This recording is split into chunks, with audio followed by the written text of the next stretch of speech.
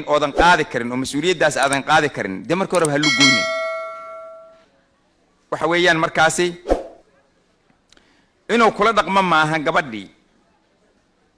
ظلم iyo cudwaan inuu la gala ma yaani nabiga kaleey salaatu wasalaam wuxuu siiyay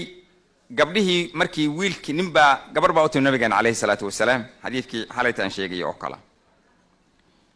marka gabadhii nabiga weydiiso waxay tiri yaa rasuulallah igala tali hebel iyo hebel baan doonay mid inaan guursaday bal igala tali marka nabigu wuxuu ku yiri ninka Abu Sufyaan la yiraahdaahii waa su'uluug buu yiri waxba maanta markaysa kuma filna badan maal ma haysto su'uluugnimadu ma ahan doqon inuu yahay kan kaleetana u shaabada garabka u saarano haweenidii leesha uu ku baargadiyaa iska jir buu yiri nabigu uu ka digay nabiga kaleey salaatu wasalaam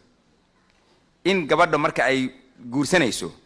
ay ninkan xaalkiisa u koor gashay tusanaysa arintaas marka kama iibsanayno gabdhaha markay yiraahdaan maanan ogeyn inuu balboodi leeyahay waa la igu siray oo kaleeto anigu tala kuma lahayn oo kale ma saama gabadha min xaqahay kamita in iska baartay tiraado ninkan aad hadhow nolosha la wadaagayo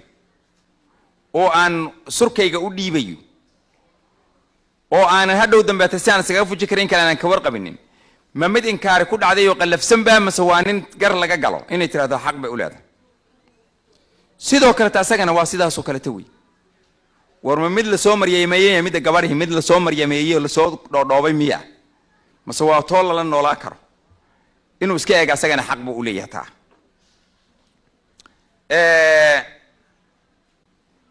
ninka marka haweenka dhiba oo aan xaqeeda dhawrin oo markii la isqabsado aanan aynul aqli ku dhaqminin oo aanan inuu wixii cilaajiyo qoyskii badbaadiyay aan isku dayeynin hadaanu mar diintii islaamka ku joogsanin xuduudeedii hadaanu ku joogsanaynin waxa iimaanaysa marka dambeeto in xoog oo isticmaalay iyo jaahilnimada oo ku jirto qofkaasi booliiskii in la cuskado gaalka soo sidaama booliiskii inay cuskato gabadhii ilaa waa ka xoog badan yahay Soomaaliya marka qaarkood waxba ku dhaftay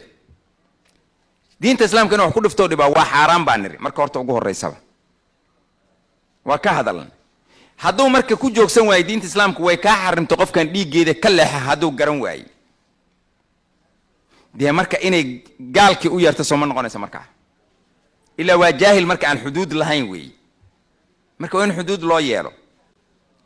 waxyaalaha marka keenaya in gaalka loo yeero waa diin la'aan ba ugu horeyda inuu qofku diinta islaamka aanu qiimaynin oo ku joogsanaynin waxa keenaya jahli ay jaahil ka yihiin ninkii iyo xaaskii labadiba ay jaahil ka yihiin wixii Ilaahay oo amray subhanahu wa ta'ala waxa marka labadiba hagarsaday shaydaan baa hagarsaday istahwada alayhim ash-shaytaan labadoodiba shaydaan baa hagarsaday Ilaahay dhikrigiisii uu halmaansiye kolka marka ma maqlayso gabadhii ma maqlaysa ninkii markaa ka dambow ninkiina gabadhii mar dambe ma dhageysanayo maxaa yeelay Ilaahay nasiixadiisa iyo rasuulka nasiixadiisa alayhi salaatu wasalaam iyo nasiixat al-muslihiin iyo aqaaribtii midna haddaan la dhageysanaynin dib badan baa ka imaanaya gaalka in la isla hoos gala ka imaanaya markaa yaani soo jaahilnimo cad maaha mana furayo mana dhaqayo waa wax iga yaabiye way war maadaale maaday milki ku tahay milki kuma miyaanad ogeyn markaas wuxuu ku leeyahay wadaadka hadoo arintayda soo dhax galo waa dilaya asagan waa reebel weey hel yaan lana asagan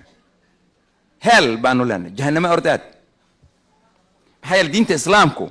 gabadhan milki kuma siine yaani muaasharadiina iyo xalaalnimadiina jinsigiina isu keen xalaalaysay hadaad dhibtana way ka fujanaysaa miyaadan maqlin wax la yiraahdo fasxi miyaadan maqlin in laga fasxin karo laga saari karo qaaduu ka saari karo haduu muaamaladeeda iida mar haday iida ay ka sheegatay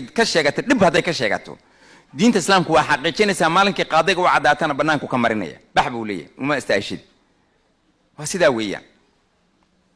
kolka waxa weeyaan in arinta ayada aad iyo aad loo ilaaliyo يعني أي دعضو إنا نكو حد قد بننكو gabadhan oo horta mas'uuliyadda qaadayo iyo carruurta ka soo baxaysa iyo aqaaribta iyada la xiriirta iyo walaalaheedii iyo sodohiyaalkiis iyo inaan wax qarribin weeyo qofkii hadduu qarriban yahay uma soo bado inuu mas'uuliyadda qaado marka uma soo bado waxa dhici karta markaasi bisabab alghadab darteed